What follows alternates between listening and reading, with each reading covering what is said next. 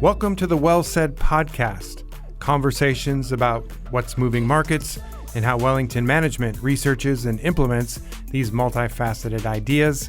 I'm your host, Thomas Mucha, Wellington's geopolitical strategist and member of the firm's global macro team. As listeners of this podcast have deduced, there's probably no bigger geopolitical issue, at least from a market's perspective, than the U.S.-China relationship. The world's two biggest economies, key military, diplomatic, and cultural powers, and now apparent great power rivals.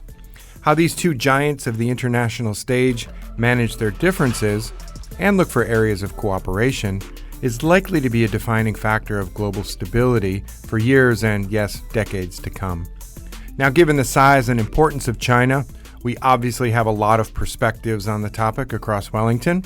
It's a subject that touches nearly every investment decision we make across every asset class, and where China is going affects how we think about a variety of macro, market, and geopolitical issues.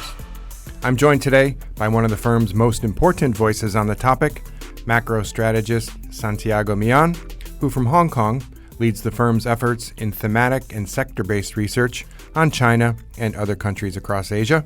Santiago, welcome to Well Said. Thank you, Thomas. Let's start with this idea of great power competition, what it looks like in Washington, what it looks like in Beijing.